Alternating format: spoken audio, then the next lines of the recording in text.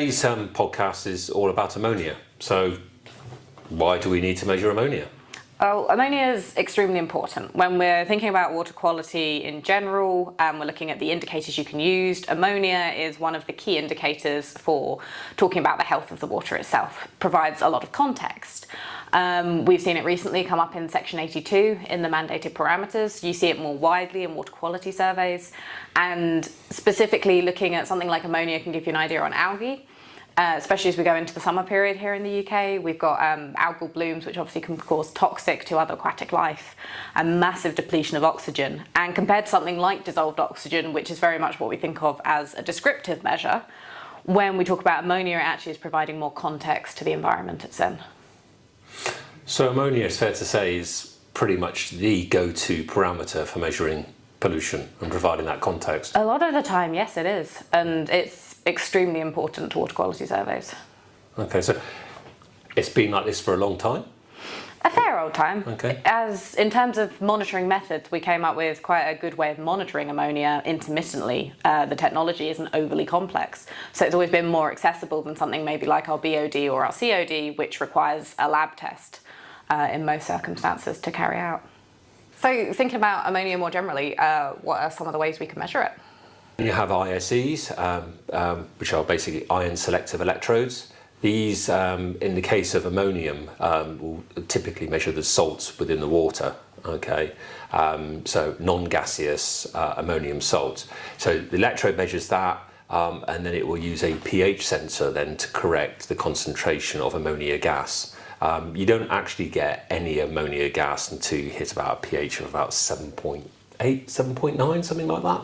And by the time you hit a pH of about 9, all the available ammonium salts will be converted to a gas, which is effectively what is lethal to the creatures in the water.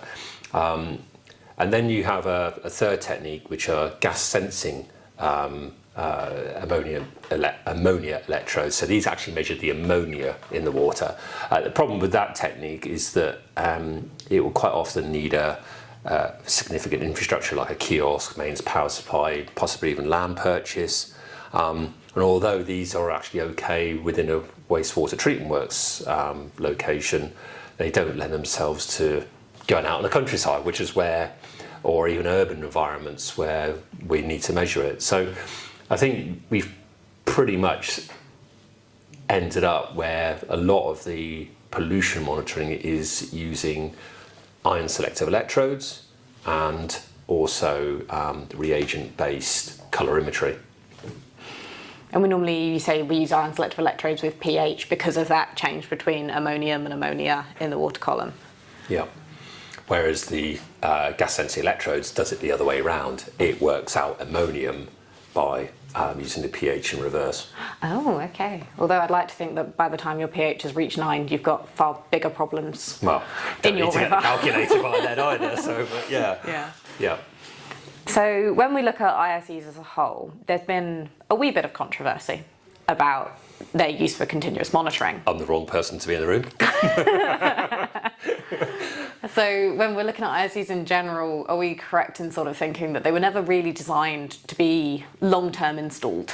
Well, when we say long-term, we're talking about more than 2 weeks. We're talking months to years. Yeah, very much the case. Ion selective electrodes have been around for a very long time, principally because they were a cheap and effective way of measuring ammonia, or ammonium and ammonia. And probably in reality more in a laboratory setting. And so the typical situation is that it'll be calibrated at the start of the day and you wouldn't trust it to last more than that day. So the next day you follow the procedures and you recalibrate it. The problem is that there's been this need and requirement to be able to go out into the field and measure it. So pretty much initially it would have been recommended by the manufacturer that you would calibrate at the beginning of the day, you would do all your sites, you're all good, and the next day you do it again. But over time, that sort of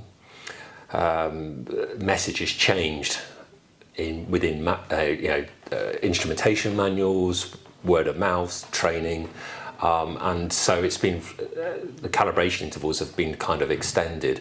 The problem is that ISEs will drift. Almost nothing you can do about it. And so I think we're losing the message, unfortunately, and this might be in relation to current demand for the amount of sensors out there, that you still do need to calibrate them on a daily basis. And so they're kind of being used beyond their means at the moment. I think of all the data I've ever seen off ISEs, of course, we've been selling them RS Hydro and Proteus for years, is that there's no consistency between when they start to drift. So it makes backwards correction of data so complicated to the point at which it's almost not possible unless you have a very well-studied system. There's been plenty of discussions about it. Probably almost as many papers and white papers about it. The problem you've got is that, yes, they will drift, and if someone had worked that out, they'd probably be a very rich person, in all honesty. You can look at two data sets from the same location or from different locations, same water chemistry, and quite often you can see no link whatsoever. That's quite interesting then from a sort of research perspective, because quite often what we talk about is the ability to reproduce and compare methods. And it's the idea that maybe if you were comparing NH4 ISE readings from two different locations to sort of as part of, or more as a river health survey, is that they might not actually be comparable if one's already started to drift and the other one hasn't, or if they're both drifting but by different magnitudes. Surely that's a massive issue in data consistency. The problem becomes very apparent. So quite often you will hear people saying, well, look at that peak in the ammonia, and oh, something's happened there, it's great. But if you actually pan out and look out 3 months, 6 months, 12 months, and then you're looking for a trend in that environment or application, unfortunately you end up walking away, I think, is like, can't really see an overarching trend. Right. Because there is so much drift, there's no reasons to explain it. So, deploying an ISE has kind of defeated itself. It's actually making life even harder. Right. You probably get, in some cases, better data from just using a dissolved oxygen probe. Not that we're necessarily advocating it, because it's more the result of the pollution rather than the source of the pollution. But one of the biggest problems with ISE is that it's a calculation made up of 3 different sensors, in effect. You have an ISE, ion selective electrode, which uses a membrane, which has to be looked after. You then have a reference cell, okay, so good, bad, and different, whatever, that will have an impact. And then you have a pH probe. Now, I've seen a reasonable set of ammonium data, but a heavily drifting pH probe. Now, Right. Okay, it's only correcting the concentration of ammonium to ammonia. Just imagine if your background level of pH was, say, 8.2, and that starts drifting 8.3, 8.4, 8.5, 8.6, Yeah. and maybe over a couple of months, because a pH probe should last best part of 3 months of calibration. You're actually then saying that the ammonium is converting to ammonia, Right. and could very much give you a set of data that says, well, you shouldn't have anything living in that river whatsoever. Equally, it could go the other way. Yep, all right. You could be underreporting that the pH is drifting down and no ammonia here, all happy. Why are all the fish dead? Or why are there no fish? It's probably more the case. Seems, yeah, in some of the most chaotic cases, it might actually be less work not putting the probe in. So there's very little understanding about how ammonium ISEs work, and then to put them up, front in section 82 to be the sort of the workhorse to detect the pollution is quite a scary moment. And funny enough, something's just come to me when we were talking. You said 3 months. That's the typical, and it's because that's the lifetime of the tip of the ISE, the membrane tip. And it reminds me when we when obviously COVID happened, the very first lockdown we did, and a lot of our projects, our Proteus projects, obviously got shelved because we weren't able to get them out. And then I remember by the time we came to implementing them, they all had to have their tips replaced, because from the point of installation, despite the fact those Proteus units have been nowhere near water, the tips had gone out on them. And level of consumables, I mean, that's always been a problem in the monitoring industry, but the ISCs definitely seem to filter into the heavier part of that. Yeah, I mean, even with an ion selective electrode working at its optimum, and it's quite interesting, it's the sort of the global performance specification for almost every ISE used, we'll just say for using for river ion applications, is plus or minus 2 milligrams per litre, or 10% of reading, whichever is the higher. But when healthy rivers should be under half a milligram per litre. Okay, so you very much you kind of, in some respects, lost the battle before you started, really. Yeah. And then you're fighting with all the issues that things like looking after the membranes. Yes, they do need to be replaced at least every 6 months. They do wear out, and sometimes they could, they could be damaged, irreversibly damaged after a week or two. That's the thing. Apparently, some turbidity wipers can't necessarily go round when. Yeah, I've seen that comment. I think it was one manufacturer. They said that you shouldn't wipe the membrane. I think to a level you do need to clear any debris that's on that membrane. Forcibly wiping it, I suppose. Technically, you could be forcing material into the membrane. Guess so, yeah. That could be clogging it. That could affect its response. I don't know. Yeah, it definitely causes some problems. But they're very expensive beasts to run. To have to worry about drift on a weekly, fortnightly, monthly basis, replacing the tips and calibrating, and probably having different people, and they're quite a unique beast. It's not like a turbidity sensor or a dissolved oxygen sensor where you could probably have 20 different people calibrating it and getting the same result. Ammonium ISCs need a lot more preparation. You need to soak the tip beforehand. One person might soak it for a minute, the next might soak it for 10. Someone walks off in the middle to go talk to someone else and doesn't come back for another 20. Yeah, exactly. Yeah. No, that can be a thing. That, and I've always thought the limitations in seawater, because obviously they have a point to which they will cease to function once the salinity concentration is too high. And even moving away from Section 82, because that is mostly freshwater and riverine environments, but looking at our bathing waters again, and how are we meant to trust, we need different technology in order to meet those requirements. Well, I think we're all looking for this, we need this continuity and stability in a reading to be able to understand, if we see an event, that we can believe it. Typically what you'll get with an ISE, and you've bound to have seen this almost as many times as I have, but you will have a drifting ISE and you'll have a superimposed reading on top of it. So it kind of looks a bit like a sawtooth. It's going up and down, but going up at an angle like a set of stairs, and it just ratchets up over time. And try and understand base load conditions and that type of signal, and those amplitudes of those teeth, shall we say, will increase. Yeah. So although you might have a 0.3 milligram spike on a base load that's drifted to 2 or 3 milligrams per litre, might actually be a base load of half a milligram with a little spike of 0.1.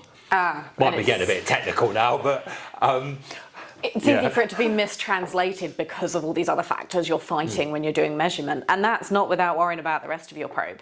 And especially if we're talking in sort of a heavy soiling or even a medium soiling environment, between that, worrying that every time you wipe it, you've just buried something into the membrane, and that's a lot to think about. Yeah, and we don't know what triggers the drift. So typically what you'll get is a sensor that looks relatively stable. You know when an ISE is working okay because its base load, or what it returns to, if you're downstream of a treatment works, should repeat over time. Yeah. If that then starts ratcheting up, it's got drift. But you might get that nice pattern, goes for a week or two, and all of a sudden it goes. And we've seen this lots of times, and we've seen it lots of times where we didn't understand why it started doing it. Yeah. It just does. But we have seen scenarios where we identified exactly where it's triggered, and we actually know why. Oh, so you can link it to something that we also know has happened in the which water matrix. makes it even more fascinating. But the problem is with ISCs, let's face it, I think we're stuck with them. They're not going There anywhere. is no other technology at the moment, really, that you can actually just go and put pretty much anywhere you want on a small battery with a wireless telemetry device, which is what the world over is really asking for at the moment. So, given that we've got a less than adequate sensor, all right, is this just too much to contend with? Should we keep going on down the route of using ISEs? Do you think there's any future in it? I don't know, from everything we've discussed, it's reminded me just how complicated deploying ISEs can be, especially when we want them for something so important as ammonium. But there's got to be some ways we work with these sensors. I know some of the things we've tried is putting in two in the same sonde to run sort of a parallel comparison and see if they can start to drift, or if you can differentiate drift using the other one to keep it as almost like a sanity check. Well, then you're then talking about predictive maintenance. So, great point. If you had two sensors, it can be applied to anything. You have two pH sensors, two DO sensors, whatever you want. But if you put both of them and set them both going, you would hopefully expect them both to read the same. But as soon as you've got a parting, and that threshold between the two can be, user-based, you could then say, right, let's instigate a call-out. Yeah. Okay? If they don't part, great. They may just start drifting together, unfortunately, but then you could set a different type of alarm with that, for sure. But yeah, I think doing that, and I think that's something that ammonium probes would benefit a lot from.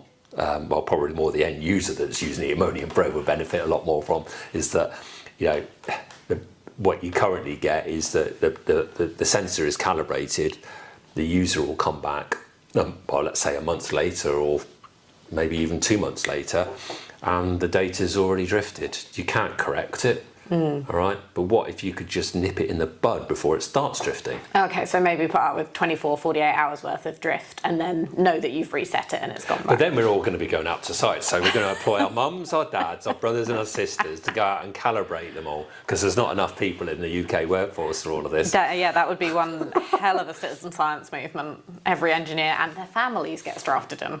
Yeah, right. So Oliver, you got a job. I don't think Holly would be interested. No, it's definitely one of the things we reckon we can do. Obviously, at Proteus Instruments, we favour optical ammonia as like a sanity check, and we spent a lot of time developing that. And if I'm honest, it was a little bit accidental. But quite a lot of these things, in life happen like that. Our biggest or initial project was really with Yorkshire Water for their smart catchments project up in Ilkley.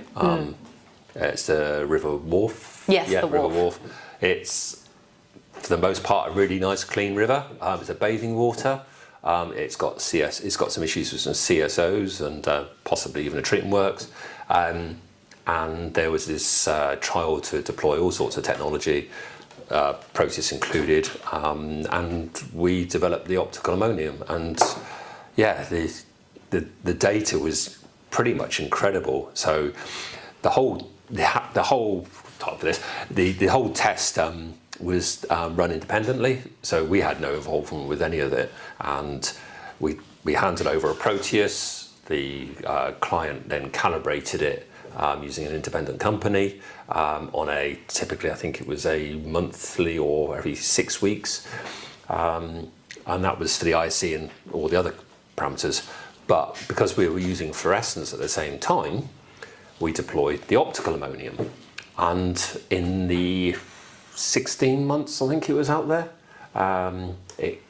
the optical sensors were calibrated once at the start and once at 12 months. Other than that, it had no attention whatsoever. And it was absolutely perfect. We got all the data and we put it all into our algorithms and what have you.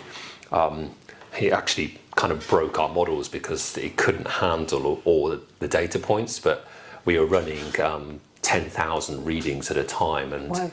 there wasn't a single outlier. I think I was pretty conclusive. I think if you had one outlier and in 1 million, I think we can all live with that.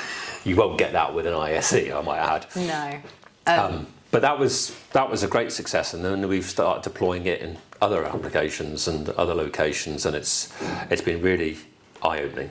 Yeah, I think it's strong to have that if you can't have the second ISE, or even if you could, to have a third option. I think one of the things that frustrates me sometimes about Section 82 legislation, and some people have heard me go on about this, is it's the bare minimum, it seems. And it's like, well, why are we stopping there? Okay, that's what they want. Why don't we put a little bit of extra money in and see where we can go? I mean, talking about that still gives me nightmares at the thought of trying to maintain however many ISEs will be up and down the country, needing, even with if we had predictive maintenance. And this is where I'm a little biased, because obviously as a big fan of bacterial monitoring, I'm like, of course there's other things we can use, but what are those other parameters that we could look at to maybe augment the readings or cover up some of their shortcomings? BOD? BOD, age-old, 150, nearly 200-year-old. It's getting on a bit. Parameter. Yes. I think probably the greater problem with BOD is that the actual technique for actually doing BOD from sample location to laboratory is met with a lot of skepticism in itself. So the reality is that I think when typically we do a BOD calibration, we'll find that the actual sensor will provide a better long-term, more accurate reading than what can be seemingly random BOD samples. Yeah. And that's, of course, with us using fluorescence to proxy organic matter activity. Yeah. No, I mean, for BOD, COD, we've done lots of great work. We've got, we've obviously, as you know, done lots of papers on it. But the reality is, will everyone deploy BOD sensors? No. It's definitely a game changer. You can use them within treatment works to control processes, compliance monitoring on the influent, to see what your load is. Yeah. Lots and lots of benefits. Unfortunately, the world and the water industry doesn't move as fast as what probably we can. It will come, perhaps. It's always easier to move a bit faster when we're on the outside as a manufacturer, because we're like, oh, let's try this. Yeah. It takes a while to percolate through. But that does bring me to the one thing we haven't talked about yet, which is artificial intelligence. Oh, no. It's the buzzword on everyone's mind. There seems to be a lot of confusion between machine learning, modelling, algorithms, and then artificial intelligence. But is there a place for AI when we're looking at ammonia and ICs? Could it do anything, or are we just looking at an absolute disaster? Well, you're talking to someone in his 50s, all right? No, I like the old world. No, of course there is. AI, I mean, whether you love it or hate it, it's making big differences, at very basic levels. I mean, I use ChatGPT, and it's like, oh, great idea, and it spurs on further thoughts and what have you. Deploying AI is probably is an absolute essential. There's no doubt it's going to make it's going to transform everybody's lives. I heard on the radio this morning that they're going to introduce it into the school curriculum to get the children thinking in that way when they're older and when the AI is fully more rolled out. But the problem, I think the bit that's really being overlooked with AI is that we all kind of hope that it's going to plug gaps. It's going to interpret bad data and make it good, and and come up with all these wonderful answers. It's that old saying you put bad data in, you're going to get bad data out, and no good investment decision is going to come from bad data. No. So call us old school, maybe, you have got to get the fundamentals right. Yeah. When you've got the fundamentals right, just imagine how good the AI will be. Who wants to build AI on, broken data sets? Well, that's the one thing we do whenever we're doing. Definitely not a drifting ammonia sensor. I mean, that's kind of. Blimey, I think I'd rather run into a brick wall. There you go. There's your chance. There we go. Yeah. No, whenever I think of any modelling, anything, whether it's mechanistic or mathematical, however you're doing it, it's a case of you have to do that period of model training where you train it on available data. And the first rule is the available data must be good data. You must trust it. If there's any gaps in it, you need to explain why. Do this, and it does. The proliferation of AI within the industry, there's been, like you say, some amazing ways to do it. And I use different AI sort of methods when I'm doing some of my work. But a good example, I mean, to put it on the scale of Section 82, EDM monitors have been deployed in every water company in their tens of thousands. Okay, a lot of them still don't work. Oh, really? Okay, yeah, and all they've got to do, technically speaking, is measure either a point overflow or actually just measure that level. And just with any technology, it's going to have its problems. But if you start running AI on sensors that aren't quite working right, I can't imagine what's going to come out of it. It reminds me of a particular example I had when I was getting some data for a paper off of a water company, their EDM duration monitor, and they were giving me the discharge rate that was coming out. And it was maxed out for almost half the period I wanted to, which obviously didn't mean that was the level. It meant that it was either at that level or anywhere above it. Yeah. And that's exactly the sort of thing that you don't necessarily want to plug straight into a model. Well, you could have a scenario that the EDM is discharging, but actually it's only by a millimetre. Yeah. What's the implications of that? I mean, you could say the same just by if you magically had a multi-parameter sonde there and measuring the water quality. It's kind of disproportionate. You need more data to make sense of that application. Yeah. So what do you think the potential is for other technologies, especially optical technologies, for things like ammonia? Wow. I think many of the sort of most reliable sensors that we have in the instrumentation market are optical. So there is always going to be that pretext. We do obviously optical ammonium, and that in itself, you could use it at the front end of a works to understand, what's coming into the works, what's leaving the works under compliance. You can obviously do it in rivers. You can do it in marine, where you cannot deploy any form of ion selective electrode. So, pretty unique application. The quantities of ammonium and ammonia at that level are going to be extremely low. Yeah.